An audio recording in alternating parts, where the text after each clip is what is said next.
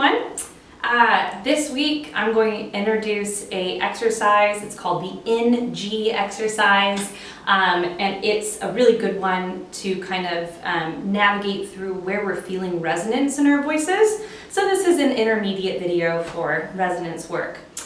So the NG sound isn't all that complicated. It's the sound that we get at the end of any ing word. So I think a great example is the word sing. So NG, as you're practicing, just pick a word that has NG at the end. Sing and hung are my favorites because H-U-N-G, hung, that has like a nice little H to start you off on to get the air flowing into the NG space. And it sounds like this. So if I was picking the word sing, sing,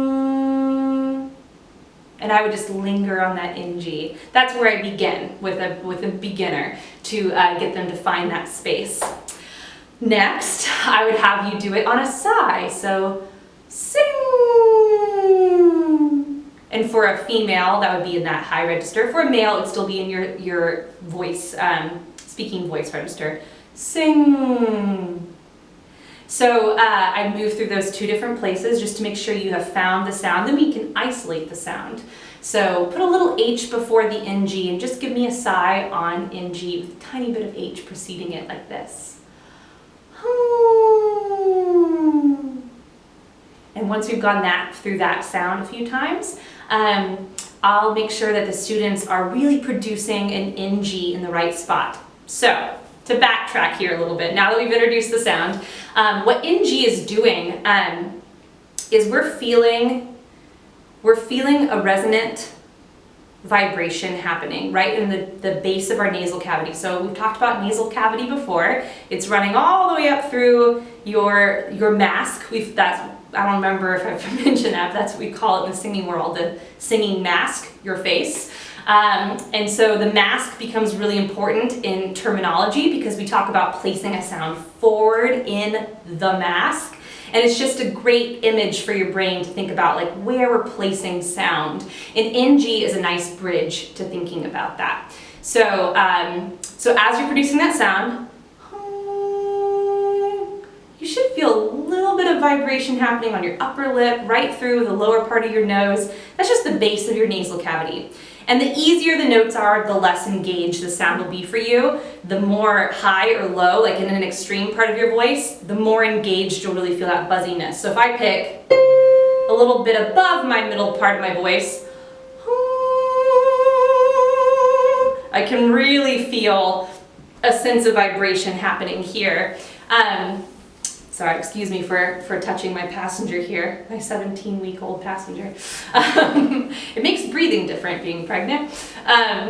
So as you're experiencing a little bit of vibration through just playing on a sigh, speaking it, we then transfer that vibration to an actual pitch on NG. And then we do a few exercises with it so you can really start placing vowels into that spot. So again, backtracking, as we are experiencing that sound and feeling the resonance, we then want to learn where that is, how we're creating it, and how we can place a vowel in that same resonant spot, because that's exactly the right spot we should be feeling our resonance. Right out front, not stuck in the back of our bodies or in our throats, but moving forward, that forward feeling.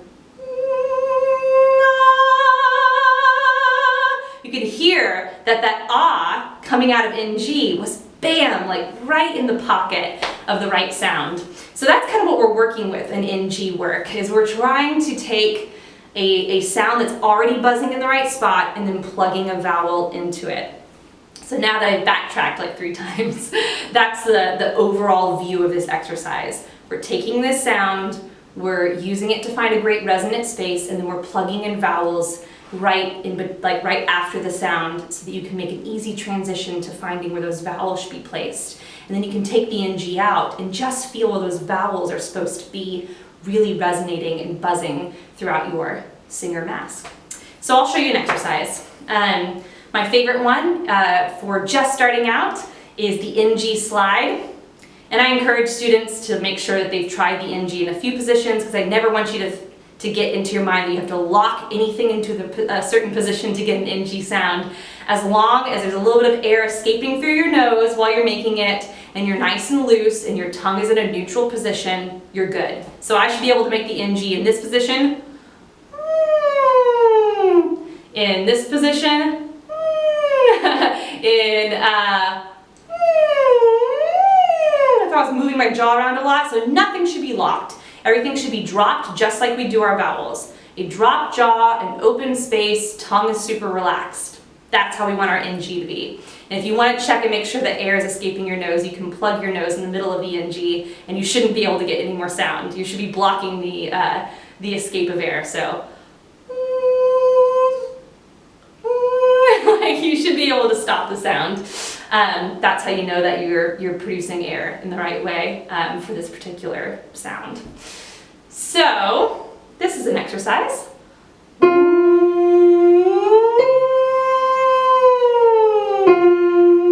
Just an NG on a do to so to do slide. That's an easy one. You can move that up and down your range. At first, I encourage you not to do anything in the extreme just yet. Don't go super low at the NG, don't go super high. Stay in your mid voice as you're working on this. The next step is taking the NG and moving it to a vowel. So, like this.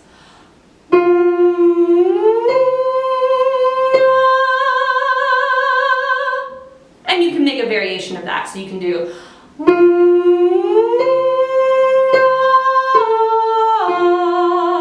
lots of variations to move into your vowels. Ah, e, I, o, u. I don't usually use oo with my NG vowel. It's a little too close to be really working, in my opinion, very well with this exercise.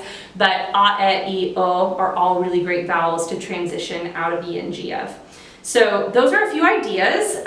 You'll hear lots of different teachers use this technique. It's pretty popular. Lots of people have different ways that they utilize it. But overall, what you should be experiencing is that frontal resonance and being able to plug your vowels into that frontal resonance for this to be a helpful exercise.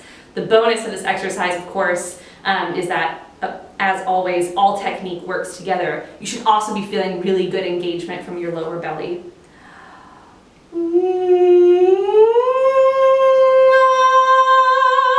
You can see my belly, even with my pregnancy, you can see my belly still moving in throughout that sound to make sure that I'm fully supported in my NG ah exercise. So that's something for you to play with and think about.